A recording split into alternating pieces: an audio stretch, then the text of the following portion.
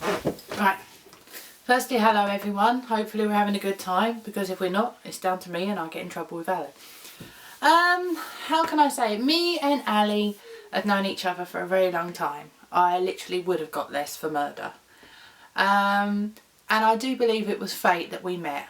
We didn't really know each other at school in the beginning. I always actually thought Ali was posh, believe it or not. I never approached her because I always thought she was too posh. Yeah, I know that's hard to believe. She's probably laughing now, and with that laugh she's anything but posh lover. I was actually talking to my friend Samantha Walsh in German, and Herr Coop warned me one too many times that if I should be quiet I would be punished. And he wasn't wrong there. He moved me next to Ali, and that's the punishment that's been lasting a very long time. 22 years in fact. So little did he know what happened that day really shaped my future, especially seeing I actually met my husband through Ali. She was doing a blind date with a gentleman at university, and she asked me to come along, and he asked Richard to come along, so that's how we met. Thankfully for Mark, it didn't work out. We've gone through a lot together. I lived with Ali for a time because my mum moved to Eastbourne. So I moved in with Ali and our mum for a period.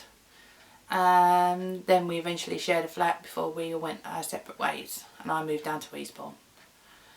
We had an interesting time together. We always got on very well, but I was often the centre of the sense of humour in our house, put it this way.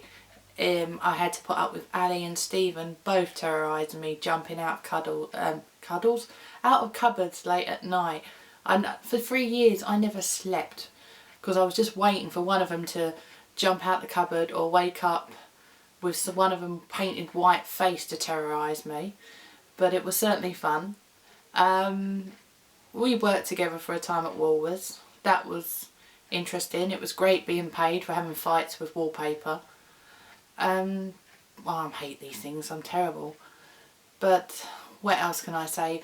One of the funniest stories when I lived with Ali was when we were in the front room, and we had only just moved into the property, and Ali's mum Linda had knocked the conservatory down, and we were watching them film, and I remember saying to Ali, look, there's a man in our conservatory and he's staring at us. Now we'd only had the conversation literally about 15 minutes beforehand that in horror movies, why do they run up into their bedroom? If there's somebody like Freddy Krueger into the house, if you run up to the bedroom, you're stuck. You run out the door, you run down the street and you scream for help. We'd only literally had this conversation 15 minutes before this incident I had. And we were sitting there and I said, Ali, that man's not moving. She's a chair. She's got a hat on. He's just staring at us. And he's like, yeah. I said, can you see through him? She went, yeah, I can. I said, it must be a ghost. She went, yeah, probably a ghost. With that, we looked at each other. The actual realisation of what we just said hit us. We ran up the stairs, running like two teenage girls, screaming our head off, running to the bedroom, which we just said you would never do, and come armed about 10 minutes afterwards with a can of deodorant each. Don't know what we was planning to do with the deodorant, but at the time we felt safe with that deodorant in our hand. And another story of when I lived with Ali, which I think is one of the funniest memories of her, is Ali went through a stage of really liking Looney Tunes and had these Bug Bunny slippers. They were huge Bug Bunny slippers. Ali, being Ali, was being mischievous and wanted to have the 2 boxes of Frosties from the variety pack that we had bought. So she ran in, nicked the Frosties as soon as she could, put it in a bowl. You got to imagine her, big bunny slippers, white dressing gown, hair up in a white big towel, with this big bowl of Frosties, ice cold milk. Ha ha, I got the last Frosties. Ran out the door. About 2 minutes afterwards, I heard boom boom boom, clink clink. Ali then walked back in, face miserable. She had run up the bunny stairs and trod on the ears of her bunny slippers and fallen and thrown the whole bowl of Frosties all over the wall and the stairs. So it served her right for stealing both boxes.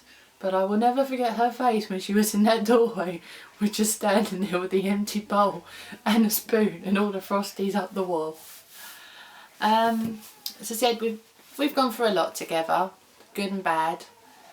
And some things I would change, some things I would never change. As I said, I wouldn't have met Rich if it wasn't for you. I still owe you for that one.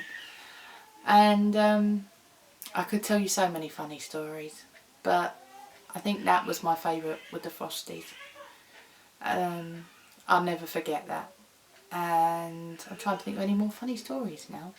It's typical, isn't it? I've got so many, yet when it comes to the camera I can't remember them. So I'll do what I should do and just shut up and let everyone get back to having a good time. Thank you.